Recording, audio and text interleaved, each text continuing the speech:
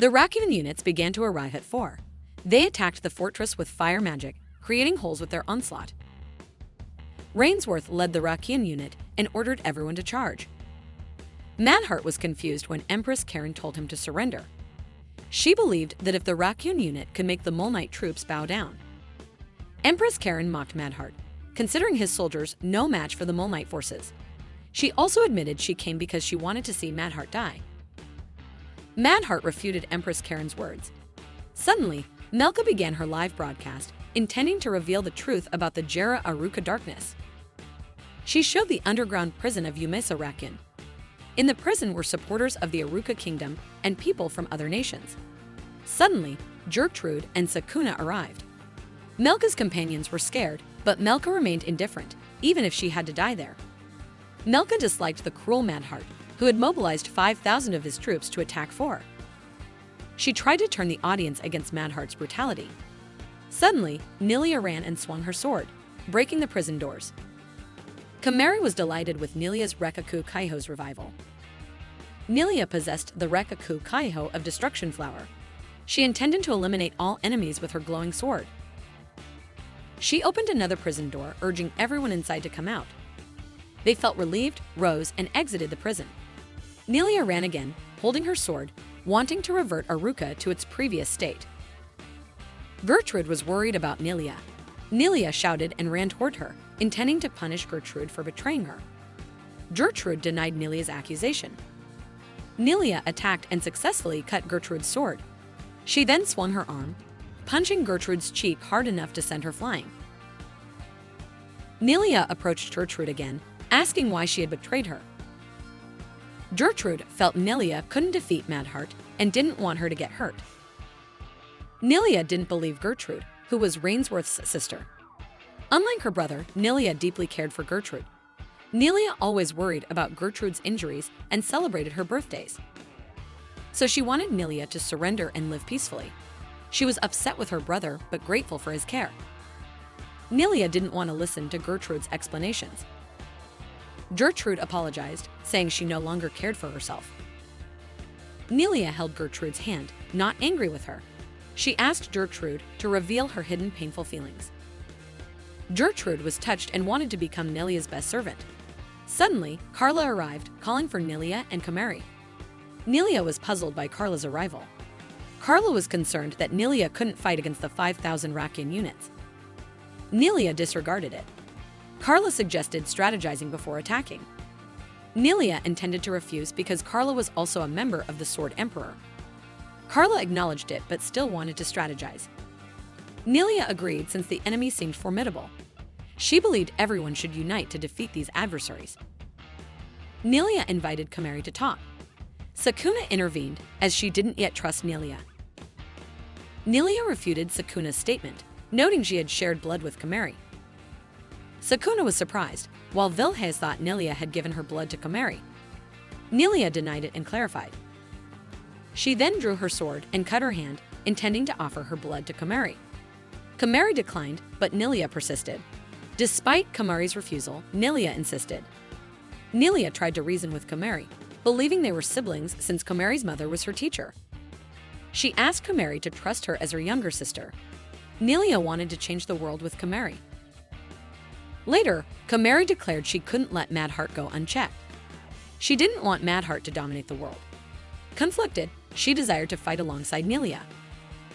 She then sucked the blood from Nilia's finger. Kamari's eyes changed and her body emitted a dazzling light that surprised both Carla and Nilia. Kamari floated, raising her hand, summoning and holding a sword. She then swung the sword upward. Some residents were saddened by their destroyed homes. Suddenly, they saw a light in the sky and witnessed a live broadcast featuring Kamari. This brought joy to them, and they cheered for Kamari. Melka sought Kamari's opinion. Kamari stated she wanted to destroy Jera Aruka. In the city of 4, some had already fallen. Helvius and Flote managed to hold on but were extremely exhausted. Helvius was grateful they had evacuated the residents. Flote was concerned about the severe damage to the place. Suddenly, the Raccoon unit arrived again, surprising both Helvius and Flote. Flote was angered, but then Millicent appeared. Millicent boasted and then attacked the Requiem unit with her magic. Behind Flote and Helgis, more people emerged. Millicent ordered everyone to attack. Helgis realized Millicent was the one who had taken over the unit's forces. Rainsworth was behind the entire Requiem unit. Suddenly, Millicent appeared, startling Rainsworth. She intended to defeat Rainsworth. However, someone else had come to challenge Rainsworth. Rainsworth was confused. Millicent mentioned she could kill Rainsworth, but preferred letting Kamari do it. Millicent left, and suddenly a glowing sword fell near Rainsworth, striking several nearby Requiem units. Rainsworth saw Kamari flying alongside Nelia. As Nelia descended, she held both of her swords. Rainsworth urged Nelia to follow her orders for her own happiness. Nelia declined, feeling joy when fighting alongside Kamari. Rainsworth grew frustrated with Nelia. She leaped and swung her sword. Nelia countered with her own swing, slicing through Rainsworth's sword. Rainsworth was surprised Nelia managed to cut her sword. Melka met with the Jera Aruka residents, rallying them. The residents were enthusiastic, desiring to restore Aruka to its former state. Madheart realized the uprising was because of Kamari. Empress Karen then reminded Madheart. The entire 7th unit also arrived where Kamari was. Chastel witnessed Kamari's radiance and was impressed. Troops from the Lepelico kingdom also appeared. Carla led her forces to the scene. Koharu conveyed a message from a goddess instructing all of Carla's forces to attack the Requiem unit. Despite her annoyance, Carla intended to proceed, feeling her brother Kakumai was watching over her. Prohelia also arrived, having received a message about opportunists in the Enchanted Lands declaring war on Jera Aruka. Upon realizing Jera Aruka had become her enemy, she summoned her troops, instructing them to destroy Jera Aruka. Rainsworth remained at odds with Nelia's choices.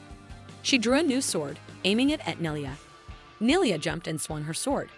Rainsworth dodged, but Kamari sent several of her swords towards Rainsworth. Rainsworth was shocked upon seeing Kamari's move. Nelia scolded Kamari for intending to kill Rainsworth. Rainsworth ordered the Requiem unit to capture Nelia. As Rainsworth approached Kamari, she unleashed her Rekaku Kaiho, possessing the Keidu Kongu technique. Her entire body transformed into iron, and then she leaped. Kamari swung one of her swords. Rainsworth was confident that Kamari couldn't harm her iron body. However, the sword managed to pierce her chest, causing her to fall. Rainsworth released the sword, unable to believe what had happened. She then dodged several other swords heading her way. Fuming, she was furious with Kamari. Kamari urged Rainsworth to surrender. She then directed all her swords toward Rainsworth. Rainsworth, increasingly frustrated, swung her sword. Her sword shattered easily, and Kamari's swords pierced her body. Seeing her own blood, Rainsworth was left speechless. Nelia approached, declaring that Jera Aruka would be destroyed. Rainsworth recalled her childhood. Empress Karen of Aruka's kingdom had prioritized peace, leading to Rainsworth's homeland being sold to another country. She endured discrimination while protecting Gertrude. Intent on revenge against her tormentors and the cowardly King Aruka, she saw the strength to exact her revenge. When she met Nelia, she was deeply impressed, inviting her to become a good warrior. Rainsworth looked at Nelia with a pleading expression. Nelia believed Rainsworth had taken the wrong path, despite her efforts to improve Aruka. Kamari intervened, urging Nelia to step back. She raised her sword and swung it towards Rainsworth. Witnessing this, Madheart panicked. She was angered by Kamari's immense power and desperately tried to strategize. Despite her arrogance, Empress Karen paid no heed to Madheart. She didn't intend to dominate the world as Madheart did. Her goal was a world where everyone would help one another. Madheart doubted this, believing people were inherently selfish. Empress Karen countered, trusting in Kamari's ability to guide people in the right direction. She believed Kamari would inspire others, preventing violent conquests.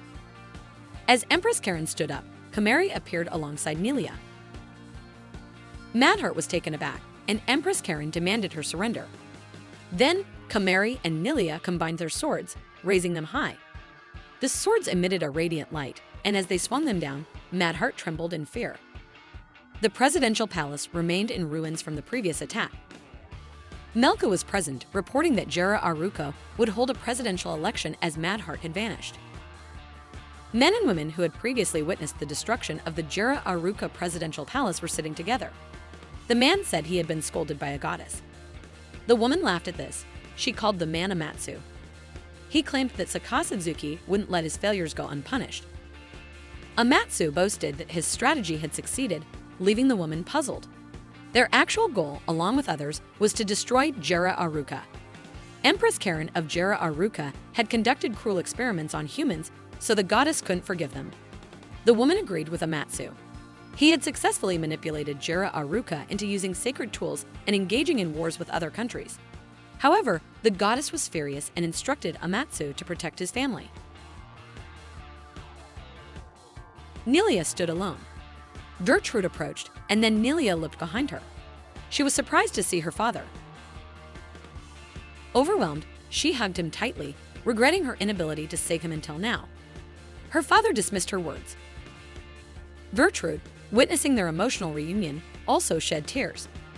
On a green field, Johan was attacking enemies. Members of the 7th unit were eager to capture Kamari. Their frustrations culminated in a heated argument. Kamari merely watched the skirmish unfold. Later, she scolded Vilhays, puzzled by Nilia's invitation to join the fight. According to Vilhays, Nelia was seeking votes for the upcoming presidential election. Confronting Kamari, Vilhays brandished both of her swords.